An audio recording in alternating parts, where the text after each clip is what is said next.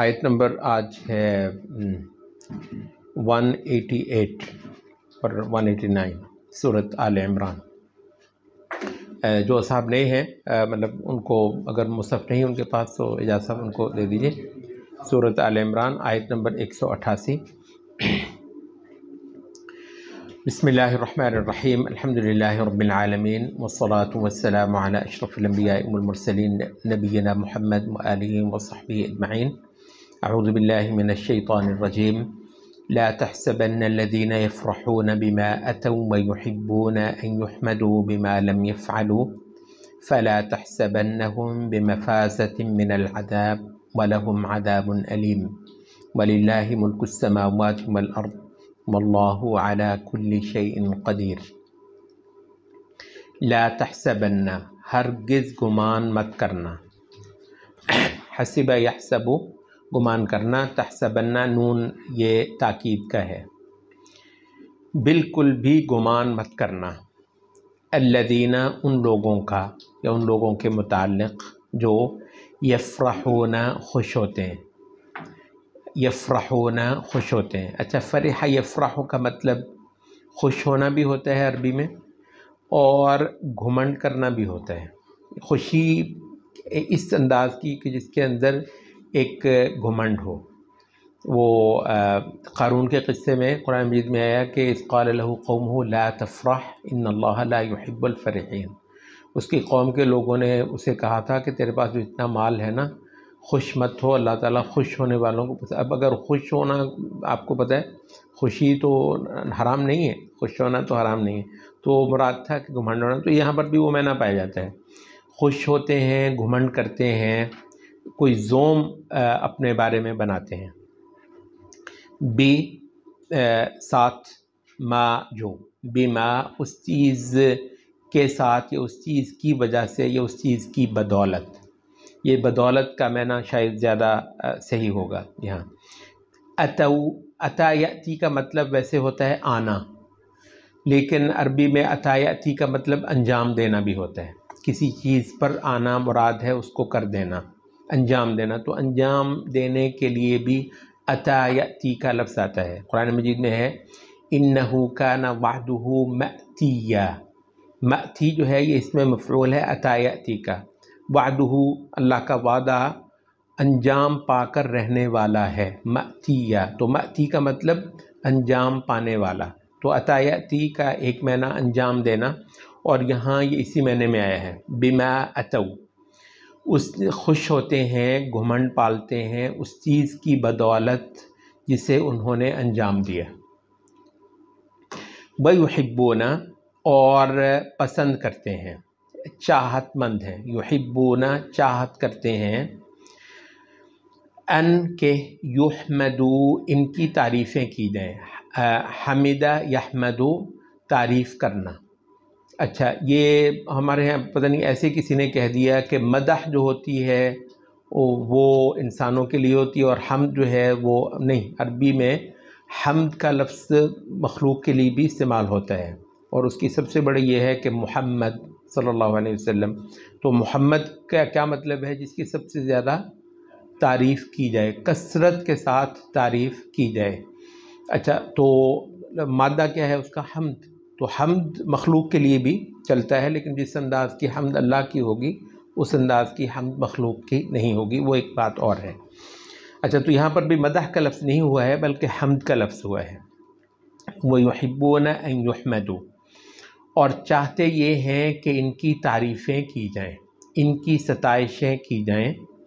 Be, وہی بے کا مطلب بدولت، ما جو، ما موصولہ ہے، بما اس چیز کی بدولت جو لم یفعلوا انہوں نے نہیں کیا، جو انہوں نے نہیں کیا اس کی بدولت یا اس کی بنا پر ان کے تعریفیں ہوں۔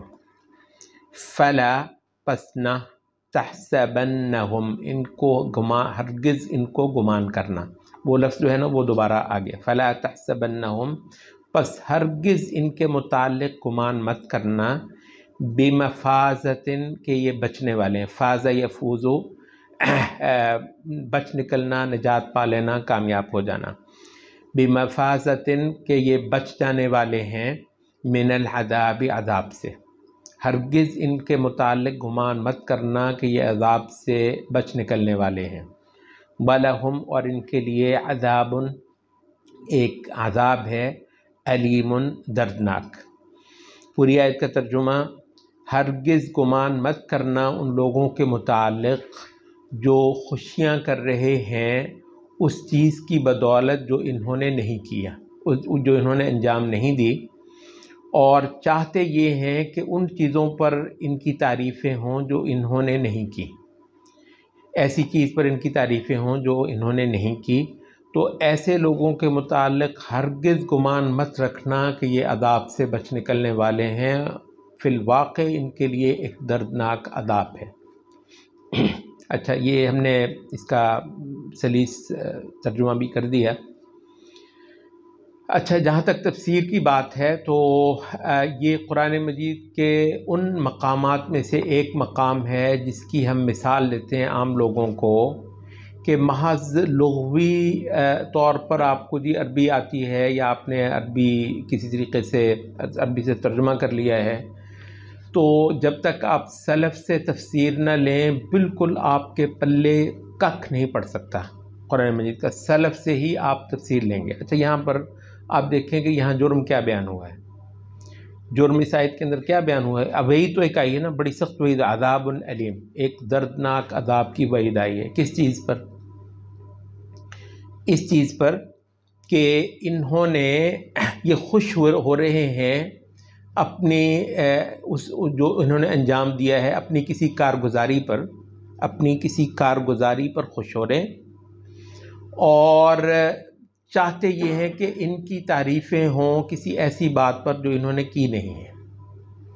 اچھا، اور اب سے وعید اتنی ہے کہ بالکل دو بار آیا، فلا تحسبن، ہرگز ہرگز گمان مت کرنا کہ یہ میرے عذاب سے بچ سکیں گے، ان کے لیے فی الواقع ایک دردناک عذاب ہے۔ اچھا، ایک عمومی ایک قاعدہ ہے عقلاء کے ہاں بھی اور اہل دین کے ہاں بھی، وہ یہ ہے کہ جب کو وعید جانتے ہیں نا، وعید کسی سزا کی بات کرنے کو وعید کہتے ہیں عربی میں، کہتے ہیں وعید جب بھی آئے وہ گناہ کے اور جرم کی جو انٹینسٹی ہے، جرم کی سنگینی کے ساتھ پروپورشنیٹ ہونی چاہیے۔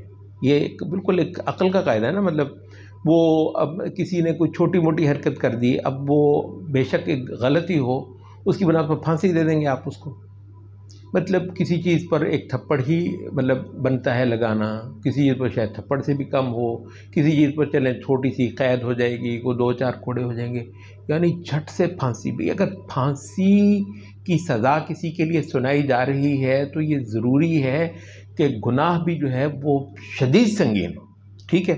اچھا، اس آیت سے ایک عام آدمی کو بتا دیں، ترجمہ اس کو بتا دیں، اگر اس کو عربی آتی ہے بہت اچھی تو ویسے ہی وہ سمجھ لے گا۔ تو ہم یہ کہتے ہیں کہ اس کو آپ سمجھیں، اور میرا خیال ہے کیونکہ اس وقت بہت بڑا وہ ہے کہ لوگ جو ہے نا سلف سے تفسیر نہیں لیتے، آپ کو پتہ ہے سلف سے جو تفسیر لی جائے اس کو ہم تفسیر معصور کہتے ہیں۔ تو اچھا، اس آیت کے تحت امام ابن کثیر نے بھی ذکر کیا ہے، طبری نے بھی، تقریباً جو پرانی تفاسیر ہیں ان میں سے کسی نے بھی اس واقعے کو مس نہیں کیا۔ کہتے ہیں اس آیت کو مروان نے پڑھا، مروان یہ بنو امیہ کا حکمران تھا، اچھا ویسے ایک عالم تھا، آپ کو پتہ ہے۔ اچھا، اس دور میں جو بھی ہو، جو ظلم وغیرہ سے بھی جو لوگ منسوب ہوں، وہ علم ہوتا تھا ان کو شریعت کا، اور بہت اچھے پائے کا علم ہوتا تھا۔ کہتے اس نے یہ آیت پڑھی، وہ مطلب الجھن میں پڑ گیا۔ کہتے ہیں کہ وہ اس کا دربان تھا، اس کا نام تھا نافع، تو یہ سارے تفاسیر نے یہ لکھا ہوا ہے۔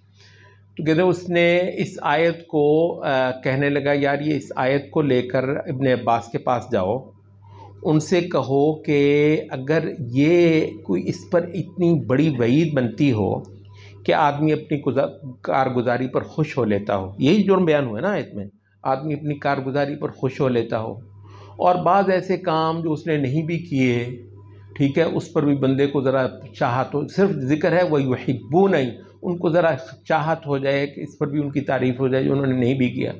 کہتا ہے اگر یہ ہو اور اس پر وعید یہ ہے تو ہم میں سے کوئی بھی بندہ عذاب سے بچنے والا نہیں ہے۔ اب اس کا فہم دیکھیں ذرا، مطلب ایک جینوئن سوال ہے.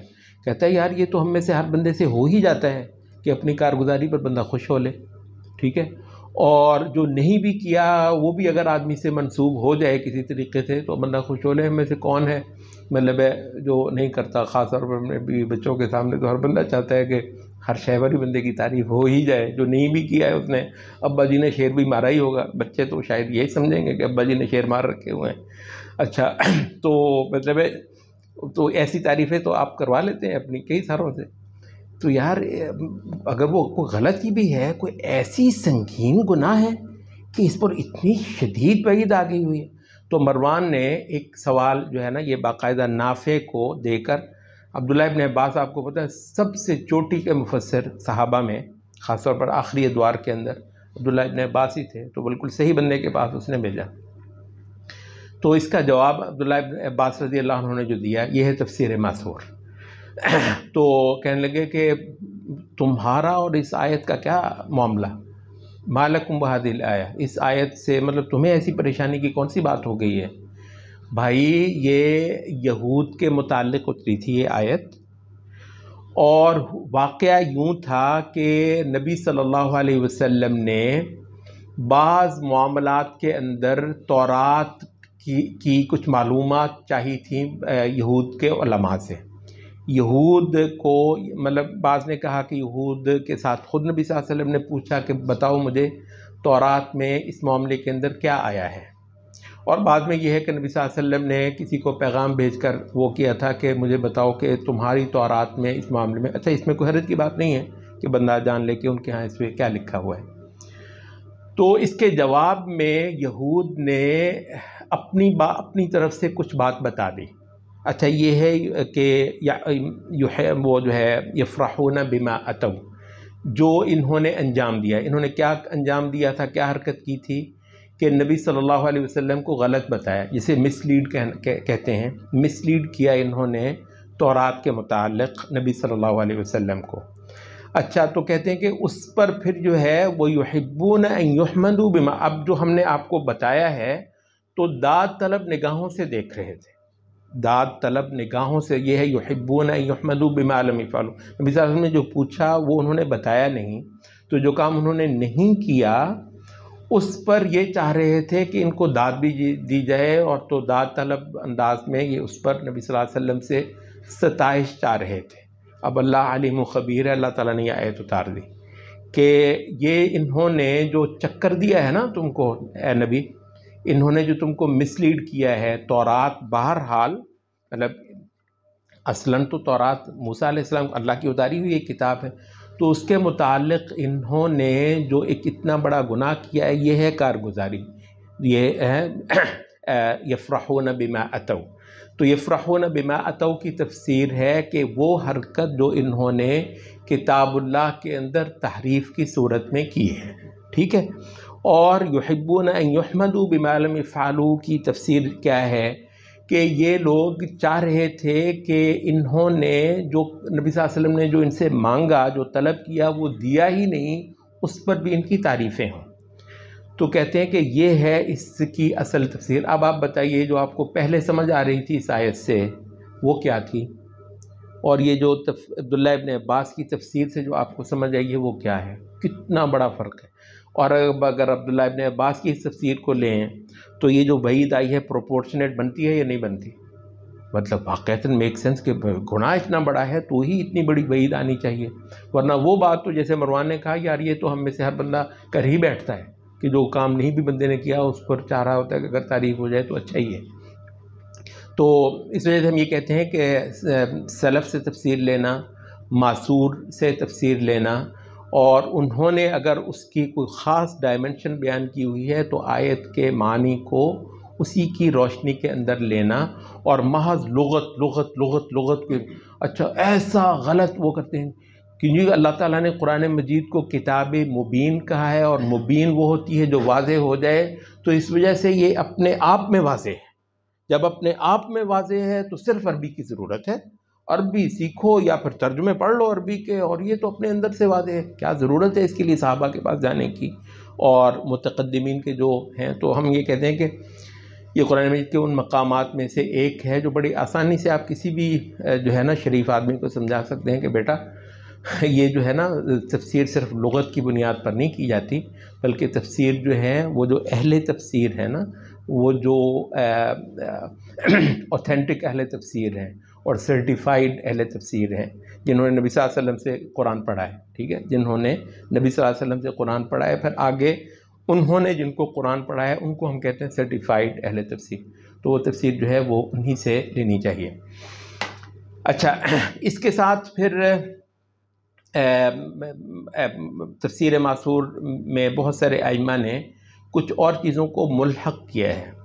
وہ کیا ہے؟ کہتے ہیں کہ اب ہم نے اس کا نا وہ فریم سمجھ لیا، اس آیت کی تفسیر کا جو اصل دائرہ ہے اس کو ہم نے سمجھ لیا، تو اب یہ نہیں ہے کہ ہم یہ کہیں اس آیت کا تعلق تو صرف یہودیوں کے ساتھ ہے، نہیں، جو گناہ ذکر ہو گیا اب وہ گناہ کوئی بھی کرے، گناہ کی نوعیت معلوم ہو گئی سلف کی تفسیر سے، ہاں اب اس کے بعد وہ گناہ کوئی بھی کرے، اچھا چاہے کوئی نام نہاد مسلمان بھی کرے۔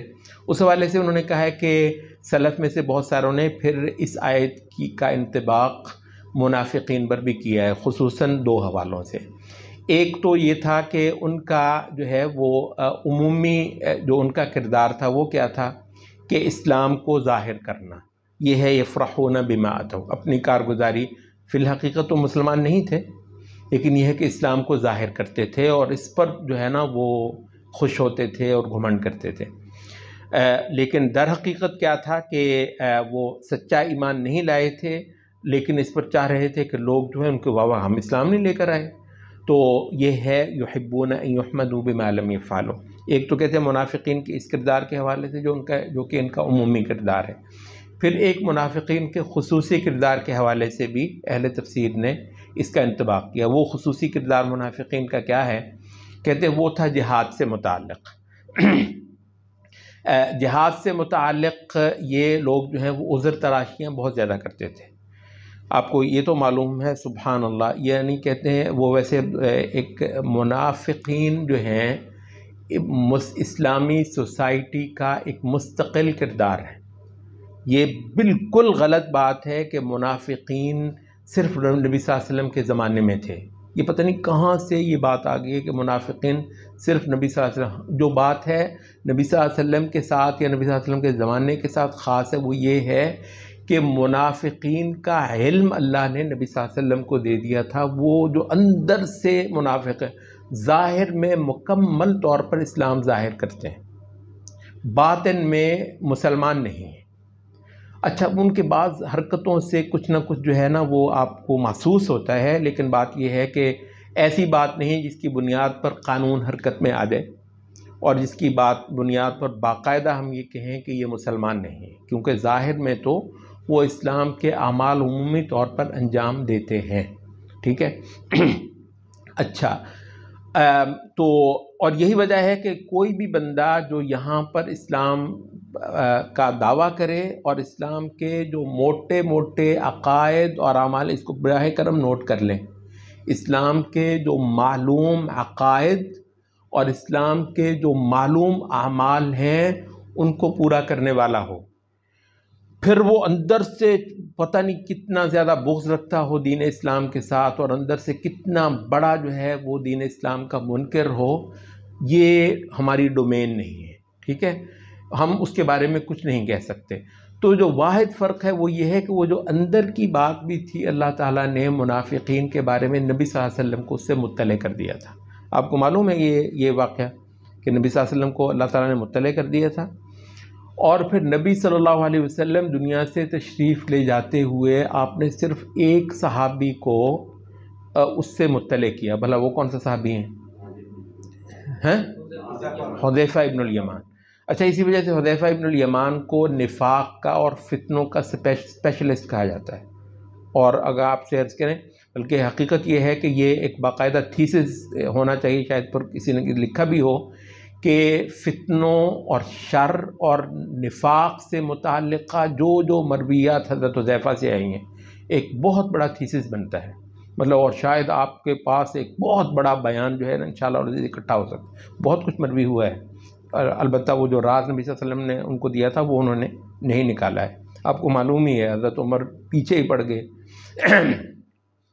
کہنے لگے کہ جو اللہ کے رسول نے تمہیں راز دیا ہے حذیفہ، میں کبھی تم سے یہ نہیں کہوں گا کہ وہ راز تم مجھ پر کھول دو، بس تجھے اللہ کا واسطہ مجھے یہ بتا دو کہ میرا نام تو ان میں نہیں ہے۔ وہ تو سبحان اللہ، آپ دیکھیں حضرت عمر جیسا بندہ پریشان ہے، کہتا میرا نام تو ان میں ہے یا نہیں ہے۔ تو انہوں نے کہا عمر ازکی کا ولا ازکی بعدک احد، عمر تجھے میں سرٹیفکیٹ دے سکتا ہوں، البتہ تیرے بعد میں کسی کو یہ بھی نہیں کروں، وہ بھی سارے لگ جائیں بتاؤ میرا تو نام نہیں ہے، کہ صرف عمر تجھے میں اتنا کہہ سکتا ہوں کہ تیرا نام نہیں ہے ان میں، البتہ کسی اور کو میں اتنا بھی نہیں بتاتا، کیونکہ اللہ کے رسول نے جو مجھے راز دیا ہے میں کیسے اس کو فاش کر سکتا ہوں۔ تو یہ وہ تھا راز، ٹھیک ہے، وہ راز تھا، اللہ نے صرف نبی صلی اللہ علیہ وسلم پر، اور نبی صلی اللہ علیہ وسلم نے صرف حضرت حذیفہ کو دیا، ظاہر ہے اللہ کے حکم سے دیا ہوگا، جو بھی نبی صلی اللہ علیہ وسلم کا کام ہے وہ اللہ کی وحی سے ہی ہوتا تھا۔ اچھا، یہ ہے وہ واحد فرق جو دور نبوت کے منافقین میں اور بعد کے منافقین میں ہے، کیا بھلا کہ ان کے باطن کا حال اللہ تعالیٰ وحی کے ذریعے سے بتا دے، صرف یہ فرق ہے۔ اچھا، یہ فرق کہنے لگے جی کہ سرے سے منافقین کا فنومنا ہی صرف دور نبوت کے ساتھ، اس کے بعد منافقین، اس پر حضرت حذیفہ ہی کا ہم نے ان کو کیا کہا، فتنوں کے اسپیشلسٹ، ٹھیک ہے۔ حضرت حذیفہ ہی سے معلوم روایت ہے، انہوں نے فرمایا کہ آج کے دور کے، یہ متأخر ادوار میں آخری زندگی میں حضرت حذیفہ نے فرمایا تھا، کہتے آج کے منافقین دور نبوت کے منافقین سے زیادہ برے ہیں، یہ حضرت حذیفہ نے کہا، زیادہ برے ہیں، وہ چھپتے تھے، یہ چھپنے کی بھی ضرورت محسوس نہیں کرتے۔ اچھا، تو اس وجہ سے منافقین ایک اسلامی سوسائٹی کا ایک مستقل کردار ہے، بات ہماری کہیں اور طرف کو چلی جائے گی لیکن ہے یہ بہت اہم۔ آپ کو معلوم ہے ہم یہ کہتے ہیں کہ منافقین کا کسی سوسائٹی میں پایا جانا ایک لحاظ سے اسلامی سوسائٹی کی قوت کی دلیل ہے۔ آپ اتفاق کرتے ہیں میری اس بات سے؟ کسی سوسائٹی میں منافقین کا پایا جانا اس بات کی دلیل ہے کہ اس مسلمانوں کی سوسائٹی میں اسلامی حوالے سے کچھ دم خم ہے۔ مکے میں منافقین کیوں نہیں تھے؟ مکے میں مکمل طور پر مسلمان بے زور تھے، مکمل طور پر بے زور تھے۔ اچھا، مدینے کے اندر منافقین کا فنومنا آپ کو پتہ مدینے میں ہی پیدا ہوا، کیوں؟ مدینے میں مسلمانوں کے پاس ڈنڈا آ گیا تھا، تو کہتے ہیں جہاں اسلام کے پاس ڈنڈا ہوگا وہاں منافقین ہوں گے، اوپر سے اسلام کو ظاہر کریں گے، اندر سے البتہ وہ اسلام کو گالیاں نکالتے ہوں گے، اسلام کو برا سمجھتے ہوں گے، مصیبت سمجھتے ہوں گے، بغض رکھتے ہوں گے اس سے، اسلام کی بعض باتوں سے شدید بغض اور نفرت اور کدورت اور کینہ رکھتے ہوں گے۔ یہ مسلم سوسائٹی کے زوراور ہونے کی دلیل ہے۔ اس لحاظ سے یہ ایک ہیلدی فنومینا، بہت سارے لوگ میری اس بات کو بہت زیادہ وہ پتہ نہیں کیا بات کر رہا ہوں، منافقین کا پایا جانا اسلامی سوسائٹی کے لحاظ سے ایک ہیلدی فنومینا ہے۔ اس کا مطلب یہ ہے کہ مسلمانوں میں کوئی زور ہے۔ بات یہ ہے کہ اگر مسلمانوں کا کوئی ڈر نہ ہو کیوں منافقت کریں وہ بھائی، کیوں منافقت کریں؟ اگر مسلمانوں کا کوئی زور نہ ہو تو اس کو چھپانے، منافق کہتے کس کو ہیں؟ جو چھپائے اسلام سے اپنا بغض یا اپنی نفرت جو ہے یا اسلام سے اپنی بیزاری کو چھپائے، تو چھپانے کی ضرورت وہاں پڑتی ہے جہاں کوئی ڈر ہو۔ ڈر کس چیز کا ہے؟ کہ یہ اللہ اور رسول سے محبت کرنے والے ہیں۔ اچھا، ظاہر ہے آج تو کوئی ڈنڈا نہیں ہے اسلام کے پاس، آج ڈنڈا تو نہیں ہے، ہم کہتے نہیں اس سے مسئلہ اس سے بڑا ہے، صرف ڈنڈے کی بات نہیں ہے۔ آپ کو پتہ ہے کہ سماجی پریشر جو ہے، سماجی پریشر، سماجی دباؤ، یہ بھی ایک بہت بڑا جو ہے نا خوف دلانے والا پہلو ہوتا ہے۔ مطلب کوئی بندہ سر عام جو ہے اگر اسلام کا مذاق اڑائے وغیرہ وغیرہ، ویسے تو اللہ کا شکر ہے لوگ اس کی زبان بھی کھینچ لیں گے انشاءاللہ العزیز۔ اچھا، نبی صلی اللہ علیہ وسلم کے حوالے سے کوئی گستاخی کر کے تو دیکھے، اپنی کھال سمیت انشاءاللہ واپس نہیں جا سکتا ہے اگر۔ اچھا، لیکن یہ ہے کہ چلیں اس سے کم تر صورت میں اگر کچھ کر بھی دے تو اس کو یہ ہوتا ہے کہ یہ پورا معاشرہ جو ہے یہ مجھے اچھوت سمجھے گا۔ آپ کو پتہ ہے اچھوت ہونا بندہ افورڈ نہیں کر سکتا۔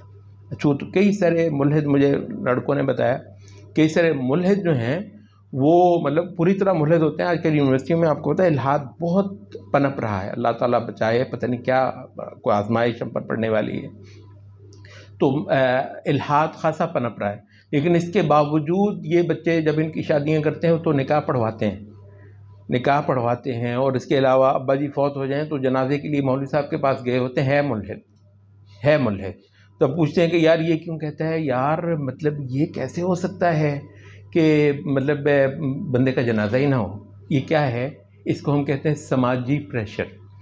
اور یہ مسلمانوں کا کی انشاءاللہ اس پر ہمیں اجر ملنے والا ہے. اس مسلمانوں نے اس گئے گزرے دور کے اندر بھی دین کے بعض شاعر کی دھات بٹھائی ہوئی ہے، یہاں تک کہ جو بندہ اندر سے پکا منکر ہے وہ بھی افورڈ نہیں کر سکتا کہ اس معاشرے میں رہتے ہوئے وہ بغیر نکاح کے رہے. شادی کرے گا تو نکاح کروائے گا شریعت کے مطابق، جنازہ وغیرہ وہ کرے گا، اس کے علاوہ بھی بعض چیزوں میں وہ مطلب یہ کام کرے گا. اچھا، تو اسلام کے شاعر کی ایک سماجی رٹ جو ہوتی ہے وہ برقرار ہوتی ہے. تو اس وجہ سے ہم یہ کہتے ہیں کہ منافقین کا ہونا فی نفسہ ہی ہمارے مضبوط ہونے کی دلیل ہے. اور اللہ کا شکر ہے مسلمانوں میں آج بھی سماجی طور پر اتنا دم خم ہے کہ بہت سارے لوگ جو ہیں اپنا کو خب سے باطن جو ہے وہ برسر عام لانے کی جرت نہیں پاتے. یہ بڑا ضروری ہے. اور وہ جو کہتے ہیں نا کہ یہ جناب آپ بچوں کو، آپ کو نبی صلی اللہ علیہ وسلم نے فرمایا کہ مروا اولادکم بالصلاۃ لسبع واضربوہم علیہا لعشر. 7 سال کے بچے تمہارے ہو جائیں تو ان کو نماز پر لگاؤ، نماز کی ان کو ہدایت کرو، اور 10 سال کے ہو جائیں تو اس پر ان کی پٹائی کرو. اب وہ کہتے ہیں جی پٹائی کرنے سے بچہ جو ہے نا منافق ہو جائے گا، وہ اندر سے وہ ہم کہتے ہیں بھائی ہو جائے. ہم کہتے ہیں کہ مطلب اللہ تعالیٰ نے اگر اس کی قسمت میں نہیں لکھا ہوا، یہ جو سماجی دباؤ رٹ ہے یہ تو ہمارا سب سے بڑا ہتھیار ہے. مسلمان سوسائٹی کہتے ہی اس کو ہے جو سماجی طور پر اس چیز کو شدید مشکل کر دے کہ کوئی بندہ دین اسلام سے جو ہے نا وہ دور ہو جائے، اس کا منکر ہو جائے، دین اسلام کے شاعر کو ترک کر دے. تو یہ سماجی دباؤ رکھنا ضروری ہے.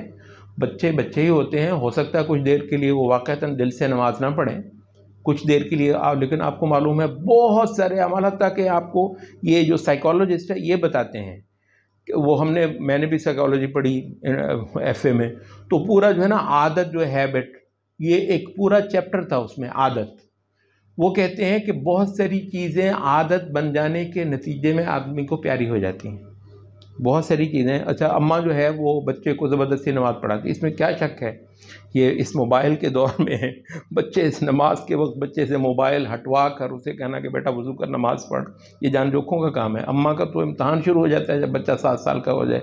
اچھا، لیکن ماشاءاللہ جو مائیں مطلب سمجھتی ہیں کہ ان کو مطلب ہے کہ اپنا فرض پورا کرنا ہے، تو ان کے بچے بہرحال، اچھا سیدھی سی بات ہے، بڑے بڑے دیندار گھرانوں کے بچے بڑا مطلب جبر کر کے جو ہے نا وہ نمازیں پڑھتے ہیں. صاف سی بات ہے، نبی صلی اللہ علیہ وسلم کی ہدایت ہے، وہ 7 سال کی تو پٹائی کر دو. اب جو پٹائی کیوں کریں گے؟ اگر وہ دل سے ہی چاہ رہا ہے نماز پڑھنے کے لیے تو پٹائی کی ضرورت ہے. یہ اسی وقت ہوگا نا جب بچہ تو بچہ ہے، اس کو وہ چیز پیاری ہے، اس کو وہ جو ہے نا وہ واچ کرنا فلاں شاید وہ پسند ہے، نہیں پڑھ رہا ہے تو بلا شبہ اس کو زبردستی ہی نماز پڑھائی جائے گی. اور یہاں ہمارے لوگ آ گئے، یہ جی آپ اس کو نفاق سکھا رہے ہیں، وہ منافق آپ کے سامنے پڑھے گا، آپ کی خاطر پڑھے گا، اللہ کے لیے نہیں پڑھے گا. ہم نے کہا بھائی صاحب، نبی صلی اللہ علیہ وسلم کی نص تمہارے ان سارے فلسفوں پہ بھاری ہے. ہم سنیں گے نبی صلی اللہ علیہ وسلم کی، تمہارے ان فلسفوں کو تھوڑی سنیں گے. وہ جب کہنے ہیں ان کی پٹائی کرو تو پٹائی اسی وقت کریں گے جب وہ دل سے نہیں پڑھ رہے ہوں گے. دل سے پڑھ رہے ہوں تو ہمیں پٹائی کرنے کی ضرورت کیا ہے، جیسے میں عرض کر چکا ہوں. اچھا، ہوگا کیا؟ کہتے ہوگا کیا؟ ہوگا یہ کہ یہ بچے جو ہیں نا جب مسلسل نماز پڑھیں گے، پھر یہ جب ہیبٹ بن جاتی ہے، کہتے ہیں ہیبٹ بننے سے اس چیز سے مانوسیت پیدا ہو جاتی ہے اور آخر وہ اس سے پیار کرنے لگ جاتا ہے. سبحان اللہ. اب یہ نفسیات بان بتا رہے ہیں کہ ہر چیز کی ہیبٹ بنا لینا بالآخر، اور بہت ساری چیزیں آپ کو بڑی مشکل. اچھا، کئی سارے لوگ ہیں کسی وجہ سے وہ یہ کہہ دیا ڈاکٹر نے کہ جی آپ کو جو ہے نا وہ وزن گھٹانا ہے اور پتہ نہیں آپ کے دل کا مسئلہ ہے، آپ کو یہ کرنا ہے. اچھا، تھوڑی سی نا ایکسرسائز کرنی ہے. وہ روز ہی وہ نہیں کر رہا ہوتا، کوئی بڑے زور لگا کے گھر والے، کوئی بڑا جو ہے گھر کا بڑا بعض اوقات اس کو مطلب اچھی خاصی سناتا ہے، اٹھ بیٹا نکل. اچھا، ویسے بچہ موٹا ہو رہا ہے، پتہ نہیں وہ برگر کھا کے آج کل آپ کو پتہ ہے کیا کچھ ڈالتے ہیں، تو موٹا ہو رہا ہے. اچھا کہتے ہیں کہ جس بھی بندے کو آپ کوئی سال 2 سال ورزش کروائیں اس کو ورزش میں مزہ آنے لگتا ہے، ایسا ہے یا نہیں؟ اچھا صبح کو اٹھنا اتنا عذاب ہوتا ہے، لیکن اگر 6 مہینے سال آپ ایک بندے کو صبح سویرے اٹھا دیں، صبح کی تازہ ہوا لے اور وہ کرے، اچھا سال کے بعد اس کو وہ بھلا لگنا ہے، تو اس میں کچھ دیر گزارنے کے بعد اس کے ساتھ اس کی محبت ہوتی ہے۔ اسلام دین فطرت ہے، سبحان اللہ۔ جو سائیکالوجسٹ ہمیں آج بتا رہے ہیں نا، وہ نبی صلی اللہ علیہ وسلم نے وہ مسئلے بہت پہلے حل کر دیے ہیں۔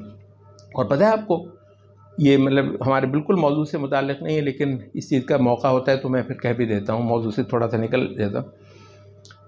آپ اپنے بچوں پر محنت کے معاملے میں نا کبھی ہتھیار مت پھینکیے گا۔ بچے مطلب خصوصاً جب بڑے ہو جاتے ہیں نا، یہ 17-18 سال کے ہو گئے، 20 سال سے اوپر، تو بچے کو کون کہہ سکتا ہے، خاص طور پہ آپ۔ اچھا ظاہر ہے آپ کہنے کی کوشش کرتے ہیں، لیکن بچہ پھر بہرحال اپنی مرضی کرتا ہے۔ اچھا بسا اوقات والدین نا وہاں پر ہتھیار پھینک دیتے ہیں کہ یار اس پر تو کوئی اثر نہیں ہوتا۔ آپ کبھی ہتھیار مت پھینکیے گا۔ پتہ کیا ہے، کہتے ہیں ایمان نام جس چیز کا ہے نا، بسا اوقات یہ انسان کے اندر ہائبرنیٹ کر جاتی ہے۔ جانتے ہیں ہائبرنیٹ کیا ہوتا ہے؟ یہ ریپٹائلز وغیرہ ہوتے ہیں، یہ پوری سردیاں جو ہے نا، کہتے ہیں یہ مطلب ہے وہ نیند اور موت کے درمیان کی کوئی چیز ہوتی ہے، یہ وہ پڑا ہوتا ہے۔ آپ کو پتہ ہے ساری سردیاں یہ چھپکلیاں کچھ نہیں کھاتی، کچھ بھی نہیں کھاتی، 6 مہینے تک تقریباً کچھ نہیں کھاتے۔ پتہ نہیں اللہ نے کوئی سسٹم رکھا ہے اس کو نا، ریپٹائل وغیرہ کے معاملے میں ہوتا ہے، اس کو ہائبرنیٹ کرنا کہتے ہیں، عربی میں اس کو سبات کہتے ہیں سین کے ساتھ، اور سبت جو ہے نا یہ عربی میں سیٹرڈے کو کہتے ہیں، وہ بھی دراصل اسی سے ہے کہ اس دن یہ آرام کرتے ہیں، کام دھندا چھوڑ دیتے ہیں، تو سبت کا معنی بھی ہائبرنیشن ہی ہے۔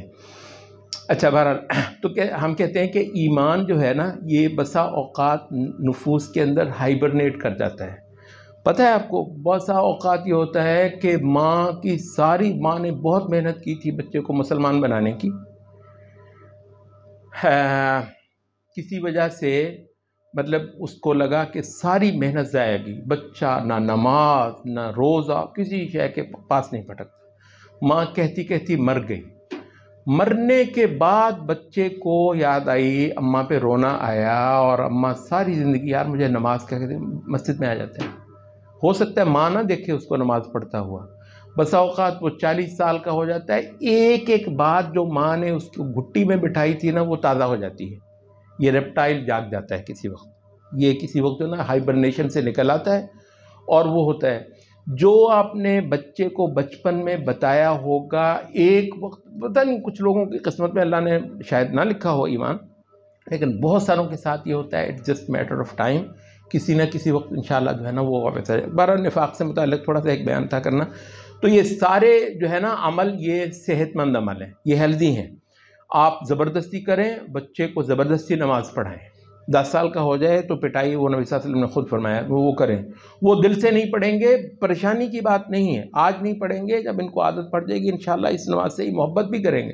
ہم ساروں کے ساتھ یار ہوا تھا بچپن میں، آپ پر بچپن نہیں گزرا، مجھ پہ بچپن نہیں گزرا، ہمیں یاد ہے کہ بہت مشکل سے نماز پڑھتے تھے ہم میں سے، ہمیں ساری ہیں۔ اب اللہ کا شکر ہے، نماز اللہ نے ہمارے آنکھوں کی ٹھنڈک بنا دی ہے الحمدللہ۔ نماز کے بغیر کبھی سو کر تو دیکھیں، ایسے کبھی کسی وقت تھکے ہوئے تھے، آنکھ لگ گئی، وہ اتنا ہڑبڑا کے اٹھتے ہیں کہ نماز میری رہ گئی، اللہ کا شکر ہے۔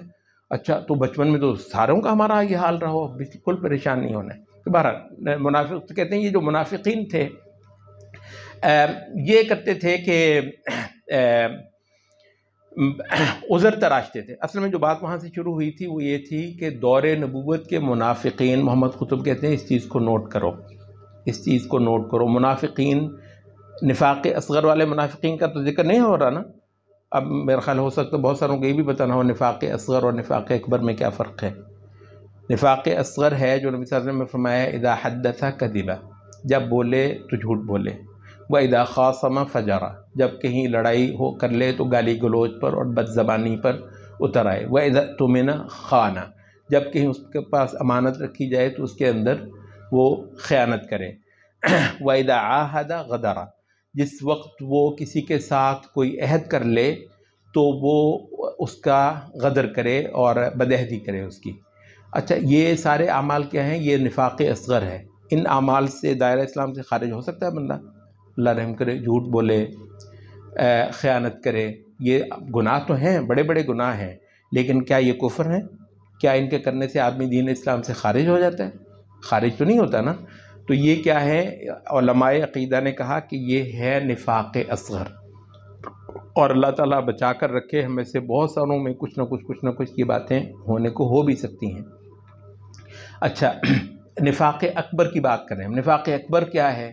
کہتے ہیں نفاق اکبر یہ ہے کہ آدمی نبی صلی اللہ علیہ وسلم کو سچا ہی نہ مانتا ہو، دل سے نبی صلی اللہ علیہ وسلم کے سچا ہونے پر بندے کو یقین نہ ہو۔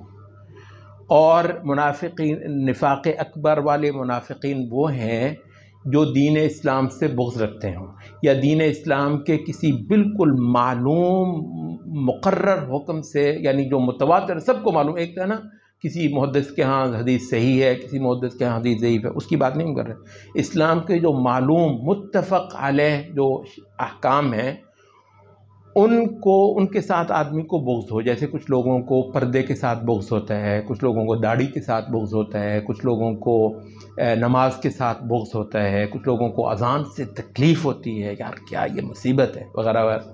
اچھا، تو یہ کیا ہے کہ اسلام کے جو معلوم احکام ہیں ان کے ساتھ آدمی کا بغض ہو، یہ باقاعدہ علماء عقیدہ نے لکھا ہوا ہے۔ پھر کیا ہے نفاق اکبر والے منافقین؟ کہتے ہیں وہ یہ ہے کہ آدمی کو کی چاہت ہو کہ کسی جنگ میں مسلمان ہار جائے، نبی صلی اللہ علیہ وسلم کی جو ملت ہے وہ ہار جائے، اور نبی صلی اللہ علیہ وسلم کا دشمن جو ہے وہ جیت جائے۔ اور پھر کہتے ہیں منافقین یہ ہیں کہ مسلمانوں کے جیتنے پر بندے کو تکلیف ہو۔ اس وقت جن لوگوں کا نام عرف عام میں لبرل پڑا ہوا ہے، ذرا آپ دیکھیے گا، کہیں مسلمانوں پر خوشی آئے، کہیں ملت اسلام کے لیے خوشی کا واقعہ ہو، ان پر اوس پڑے گی۔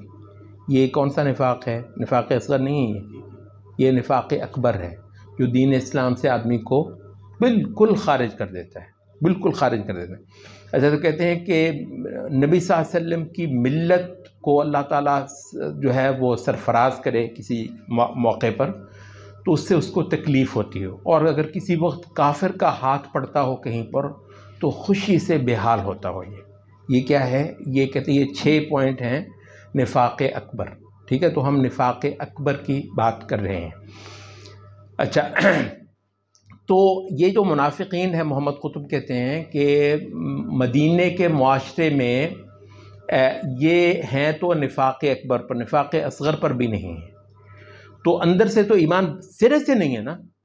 اس کے باوجود کہتے ہیں آپ اس بات کو نوٹ کریں ذرا، فرمایا کہ لا یأتون الصلاۃ الا وہم کسالى، نماز کو جب آتے ہیں بددلی سے آتے ہیں، آتے ہیں کہتے ہیں یہ ہے فرق اس زمانے میں اور ہمارے زمانے میں۔ منافقین نماز نہیں چھوڑ سکتے، منافقین نماز نہیں چھوڑ سکتے، ایک بات، اور دوسرا یہ ہے کہ جہاد بھی نہیں چھوڑ سکتے۔ جہاد چھوڑنا ہے، ظاہر ہے جہاد میں بندے کی جان جا سکتی ہے اور بہت مشکل کام ہے، لمبے کسی سفر پر جانا۔ اچھا، تو کیا کریں گے؟ نبی صلی اللہ علیہ وسلم کے پاس آ کر عذر بتائیں گے۔ یہ جو ہے نا 11واں پارہ شروع بلا کہاں سے ہوتا ہے؟ یعتذرون الیکم، تمہارے پاس اپنے عذر لے کر آتے ہیں۔ سبحان اللہ، قربان جائیں اس دور پر۔ آج کے دور میں آپ نے دیکھی اتنی لمبی زبانیں جہاد کے خلاف۔ تصور کریں کہ یہ جہاد کے حمایتی تو ہوں ہی ہوں، باقاعدہ یہ بیان کر رہے ہوں کہ یار میں اس وجہ سے نہیں حصہ لے رہا کہ میری جو ہے نا وہ اماں بیمار ہے، میری بیوی کی طبیعت خراب ہے۔ تصور کریں آج کی لمبی گز کی زبانیں بولنے والے باقاعدہ عذر اپنے بتا رہے ہوں کہ یار میں جانا تو چاہتا ہوں اس جہاد میں، لیکن یہ ہے کہ میری کوئی مجبوری ہے۔ یہ ہوتی ہے صحیح اسلامی سوسائٹی، جس میں نفاق اکبر والے منافقین جو ہیں نا وہ بھی عذر بیان کرنے پر مجبور ہوں کہ ہیں میں تمہارے ساتھ جانا ضرور تھا، اللہ کے رسول، بس میری یہ مجبوری ہے۔ اچھا، ان کے عذروں سے ہی پتہ چل جاتا تھا کہ دال میں کچھ کالا کالا ہے۔ اچھا، تو یہ ہے اسلامی سوسائٹی۔ ہم یہ کہتے ہیں یہ پریشر بلڈ کرنا نا، پتہ نہیں ہمارے بہت سارے داعی واعظ بھی ڈھہ جاتے ہیں کہ جی یہ تو آپ نفاق سکھاتے ہیں، لوگوں کو منافقت سکھاتے ہیں جب آپ زبردستی کرتے ہیں۔ بھائی صاحب زبردستی نہیں کریں گے۔ ویسے مجھے یہ بتائیں کون سی سوسائٹی ہے جو زبردستی نہیں کرتی؟ کیا لبرل سوسائٹی اپنی لبرل قدروں کے لیے زبردستی نہیں کرتی؟ فرانس میں آپ کی خاتون کا نقاب کیوں اتارا جا رہا ہے، کھینچا جا رہا ہے؟ کیا مسئلہ ہے؟ کہتے ہیں یہ ہماری سوسائٹی کے نارمز ہیں۔ تو ہر سوسائٹی ہی جبر کرتی ہے، یہ کوئی پہلی بات نہیں ہے۔ ہر سوسائٹی اپنی ویلیوز کو باقاعدہ طور پر آپ پر امپوز کرتی ہے، ورنہ اس کا نام سوسائٹی نہیں ہے۔ بالکل یہ شرمانے کی بات نہیں ہے، فیل فری، بالکل بے ڈر ہو جائیے، نڈر ہو جائیے، بے خوف ہو جائیے۔ پورا پریشر ہم سماجی طور پر، اور جس دن ہمارے پاس ڈنڈا ہوا انشاءاللہ اقتدار کا، تو اسلام کے جو معلوم شاعر ہیں، جو اختلافی مسئلے ہیں ان کی بات نہیں کر رہے ہیں، ٹھیک ہے، جو اسلام کے جو معلوم شاعر ہیں ان کو ڈنڈے کے زور سے انشاءاللہ، یہ کیا قرآن مجید نے کہا ہے، الذین ان مکناہم فی الارض، یہ وہ لوگ جن کو کبھی ہم زمین میں اقتدار دیں تو پہلا کام وہ کیا کریں گے؟ اقاموا الصلاۃ، نماز پڑھوائیں گے۔ عبداللہ ابن ابی انشاءاللہ مسجد میں وہ اپنی جو ہے نا وہ صفوں کے اندر جگہ ڈھونڈتا پھرے گا، کھڑیں گے یہ سارے جتنے ہیں نا یہ گز گز پر زمانے والے، انشاءاللہ العزیز یہ مسجدوں میں کھڑے ہوں گے، اندر سے نماز نہیں پڑھنا چاہیں ہوں گے تو وہ ان کا اللہ کا معاملہ ہے، نماز پڑھ کر بھی اس کے اجر سے محروم ہوں گے اگر اللہ نے ان کے یہ بدقسمتی لکھی ہوئی ہے، تو پھر اللہ کی مرضی ہے اور ان کی، ٹھیک ہے، وہ پھر ہمارا کام نہیں۔ البتہ مسلم سوسائٹی کسے کہتے ہیں؟ جو ڈنڈے کے زور سے یہاں کے پاپی سے پاپی بندے کو سے بھی اللہ کو سجدہ کروائے، باجماعت مسجدیں، اذانیں، نماز، اقاموا الصلاۃ وآتوا الزکاۃ، نماز قائم کروائیں گے اور زکوٰۃ جو ہے نا اس کا نظام قائم کریں گے۔ تو اس وجہ سے مطلب یہ جو ہے وہ ضروری ہے۔ تو بہرحال کہنے کا مطلب یہ تھا، ہم کتب کے حوالے سے ہم کہہ رہے تھے کہ آپ ذرا تصور کریں اس سوسائٹی کا جس کے اندر منافقین بھی باقاعدہ نماز پڑھنے آتے ہیں۔ قرآن مجید نے کہا لا یأتون الصلاۃ الا وہم، بس بے دلی سے آتے ہیں، آنا ان کو پڑتا ہے، اور پھر کہا کہ یعتذرون الیکم، یہ تمہارے پاس عذر تراشتے ہیں، جہاد سے بھی یہ انکار نہیں کرتے۔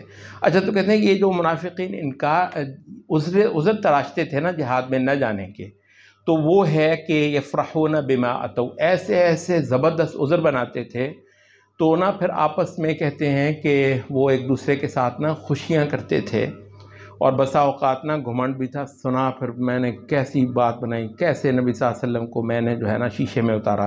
اب نبی صلی اللہ علیہ وسلم دل کے اچھے تھے، آپ کو پتہ ہے نبی صلی اللہ علیہ وسلم دل کے اچھے تھے، کسی نے کہا نا جی میری فلاں بیمار ہے، فلاں یہ، اچھا بھی ٹھیک ہے، نبی بہت دل کے کھلے تھے، اور وہ خام خواہ جو ہے نا وہ کرنا نہیں تو ٹھیک ہے، نہیں تیری قسمت میں تو چھوڑ۔ تو نبی صلی اللہ علیہ وسلم بہت زیادہ، اسی وجہ سے باقاعدہ قرآن میں نے کہا عفا اللہ عنک لما اذنت لہم، اے نبی اللہ تجھے معاف فرما دے، تو نے تو اجازتیں ہی دیتا چلا گیا، بہت اجازتیں دے دی تو نے۔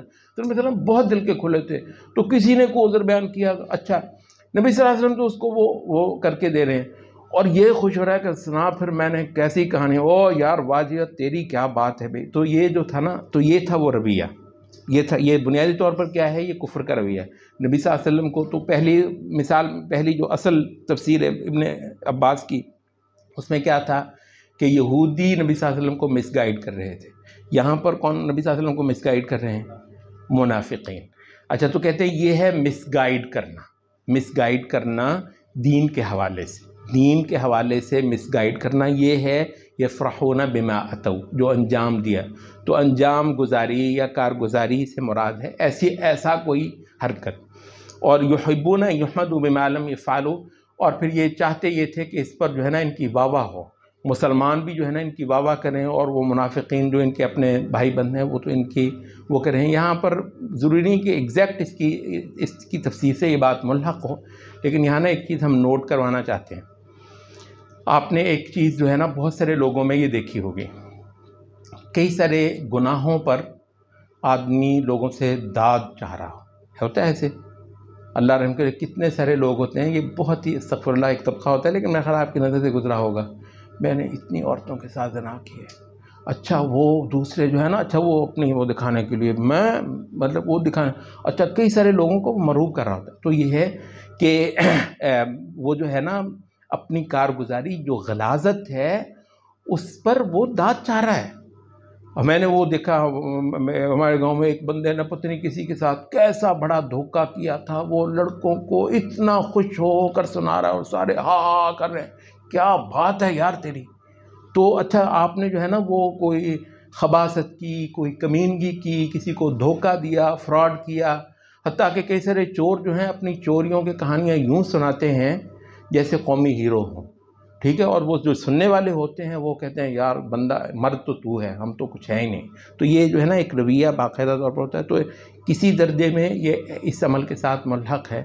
تو فرمایا کہ ایسے لوگ کبھی مت سمجھیں کہ یہ کبھی میرے عذاب سے، ان کے لیے فی الواقع ایک دردناک عذاب ہے۔ اور آخر میں وَلِلَّهِ مُلْكُ السَّمَاوَاتِ وَالْأَرْضِ، اور اللہ ہی کے لیے ہے بادشاہی، تمام بادشاہی آسمانوں اور زمین کی، واللہ علی کل شیء قدیر، اور ہر چیز پر بھی اللہ تعالیٰ قدرت رکھنے والا ہے۔ کہتے ہیں اس آیت کا تعلق ان پچھلے پورے رکوع میں گزری ہوئی آیات کے ساتھ ہے۔ اتنا دکھ تم سہو گے اہل کتاب سے، ایسا ان کے سے جو ہے نا بغض پھوٹ کر آئے گا، اور ایسی ایذائیں تم کو اللہ کے راستے میں آئیں گی، ٹھیک ہے، ایسے دھوکہ دینے والے تمہیں مطلب پیش آئیں گے وغیرہ وغیرہ، یہ سارا کچھ جو ہے نا اس کے باوجود اچھا یہ کیا ہوتا ہے، اس سے ایسے لگتا ہے کہ پتہ نہیں اللہ تو کہیں ہے ہی نہیں۔ استغفر اللہ، آپ نے دیکھا ہوگا اس وقت جو غزہ میں چل رہا ہے، بہت بار بڑے مضبوط ایمان والے کو لگتا ہے کہ یار اللہ کی نصرت کچھ ہے ہوتی ہے، اچھا اللہ اتنا طاقتور ہے کہ غزہ والوں کو اللہ فتح دے دے۔ اچھا بس اوقات ہم کمزور لوگ ہیں، تو وہ کہا کہ اصل میں اللہ تعالیٰ نے ایک خصوصی نقشہ بنایا ہے اس جہان کا، اس میں خدا نظر نہیں آئے گا۔ اچھا اس شے کو واقعتاً سمجھنا کہ نظر نہ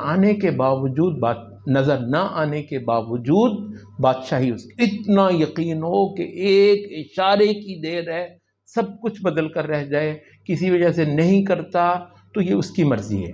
تو اتنا گہرا یقین تو جو ہے نا، جہاں آپ بے کسی کی حالت میں ہوں، جہاں اسلام کے ساتھ کیا کچھ نہیں ہو رہا ہوتا، وہاں پر یہ اس یقین سے سرشار ہونا کہ میرے رب کی قوت بہت بڑی ہے۔ کہتے ہیں یہ بہت بڑا امتحان ہے مومن کا، یہ بہت، اور اسی وجہ سے کہتے ہیں کہ کفر کی سطوت جو ہے نا، کفر کی سطوت اہل ایمان کا بہت بڑا امتحان، کیونکہ اہل ایمان کو بتایا گیا ہے کہ اللہ سب سے زیادہ طاقتور ہے، اور اللہ کی مرضی کے بغیر پتہ نہیں ہل سکتا۔ تو البتہ یہ کہ کافر دندناتے ہیں ہاں میرے رب کی مرضی سے، کس وجہ سے؟ وہ حکمتیں اس کی ہیں، میں کون ہوتا ہوں اس کی ساری حکمتوں کو جان سکنے والا۔ کافر کا دندنانا میرے رب کی اجازت سے، اور جب تک اس کی اجازت ہے میں اس کا بندہ ہوں، میں بالکل کچھ وہ نہیں کروں گا۔ تو اس وجہ سے نا اللہ رب العزت کے حوالے سے بسا اوقات وسوسے آنا، بسا اوقات نا امیدی پیدا ہونا، تو یہ جو ہے نا، یہ کہتے ہیں یہ سارے اس طرح کے جو انسان کو پر پیش آنے والے شیطان کے حملے ہیں، ان ساروں کا ایک علاج ہے جو اس پورے رکوع میں آنے والی باتوں کے آخر میں فرمایا وَلِلَّهِ مُلْكُ السَّمَاوَاتِ وَالْأَرْضِ۔ بالکل اس بات کا یقین کرو کہ اللہ کا اقتدار بالکل کامل مکمل ہے، سب کچھ اس کی دسترس میں ہے، اس کی بادشاہی ہے، اختیار اس کا ہے۔ تو اس لیے جو ہو رہا ہے وہ اس کی مرضی سے ہو رہا ہے، اور اس کے ہونے دینے سے ہو رہا ہے، اور اگر اس کے ہونے دینے سے ہو رہا ہے تو غزہ میں ہمارے ساتھ جو ہو ہم اپنے رب کی تقدیر پر راضی ہیں، ٹھیک ہے، اور ہمارے ساتھ بھی جو ہو تو رب ہم انشاءاللہ اس کے حکموں پر انشاءاللہ ڈٹے رہیں گے۔ پھر اس کے بعد جو ہوتا ہے وہ میرے رب کی مرضی ہے، اس میں ہمارا جو ہے نا کچھ نہیں چلتا ہے۔ سبحانک اللہم و بحمدک۔